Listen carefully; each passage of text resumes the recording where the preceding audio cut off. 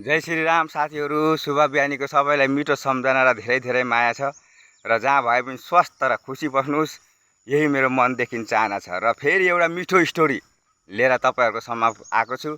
समय निकालेर अवश्य सुनिदिनु होला, सुनेर प्रतिक्रिया पनि दिनु होला।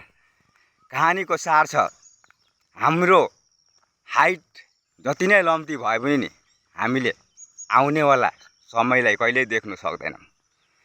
त्यस्तै गरेर एकपल्ट भगवान विष्णु आफ्नो गरुडमा वाहन गरुडमाथि चढेर भगवान भोलेनाथलाई भेट्नु भनेर कैलाशपति जानु भएछ। कैलाश पर्वतमा गएपछि उनीले वाहनलाई बाहिरै राखेर गरुड वाहनलाई गरुड देवतालाई बाहिरै राखेर भित्र पस्नु भएछ। जस्तै भित्र पसेपछि गरुडले त्यहाँ चारैतिर हेर्न थालेछन् कैलाश पर्वतलाई। त्यहाँको सुन्दरता देखेर मन्त्रमुग्ध हुँदै मनमनै सोच्नु भएछ कि भगवान शिव कति राम्रो ठाउँमा बस्नुहुन्छ भनेर। त्यही हेर्दा हेर्दा उनले एउटा सानो चरा देखेछन् अरे, रङबिरङ्ग कलरको। त्यो देखेर उनी धेरै खुसी भएछन् कि कति राम्रो चरा, यति सानो यति सुन्दर भन्दै हेर्दै गर्दाखेरि त्यही फेरि यमदेवता यमराज आउनु भएछ अरे भगवान शिवसँग भेट्नु भनेर। अनि यमदेवतालाई देखेपछि गरुडले प्रणाम गरे अरे, र प्रणाम गरेपछि यमदेवताले पनि त्यो चरालाई हेरेर एकछिन उभिएर फेरि भित्र पस्नु भयो अरे। यो देखेर गरुडले सोचेछन् अरे अब यसको मृत्यु निश्चित छ, बिचरा यत्रो सानो यत्रो राम्रो, यसलाई बचाउनु पर्छ भनेर उसले त्यो चरालाई, सानो चरालाई बोकेर 7 समुद्र पार एउटा जङ्गलमा छोडेर आएछन् अरे। जङ्गलमा राखेपछि उनले सोचेछन् कि अब त यो सेफ छ, अब यो बाँच्ने भयो भनेर मनमनै सोचेर फेरि फर्केछन् अरे। फेरि कैलाश पर्वतमा आएर त्यस्तै सबै हेर्न थालेछन् अरे। एकछिनमा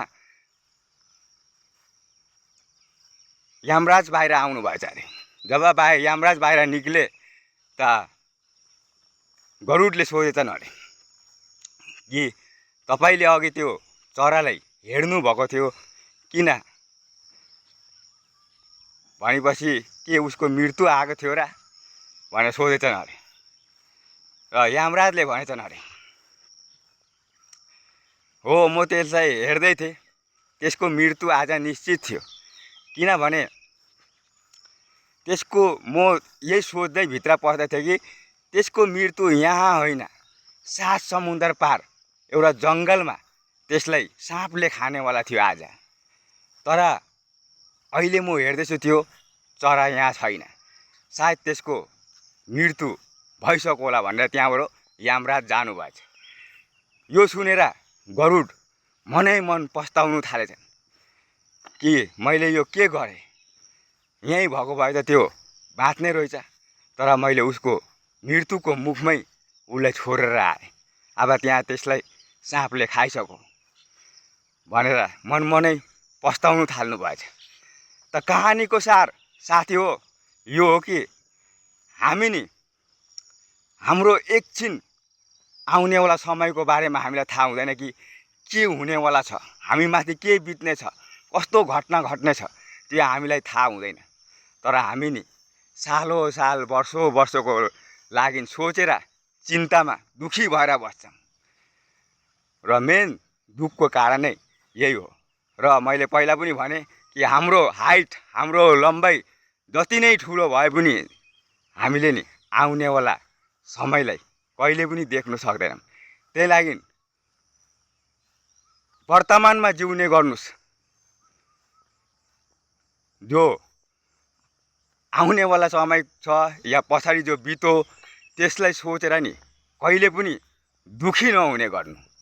किनभने आउनेवाला समय नि हामीले कहिले पनि देख्न सक्दैनौँ। त्यही भने त्यसलाई सोचेर नि कहिले पनि दुखी नहुने गर्नुहोस्। त कस्तो लाग्यो साथी हो कहानीको सार, सुनेर अवश्य प्रतिक्रिया दिनु र जहाँ भए पनि स्वस्थ र खुसी बस्नुहोस्। फेरि अर्को भिडियोमा भेटौँला, तबसम्मलाई बिदा चाहन्छु। जय श्री राम।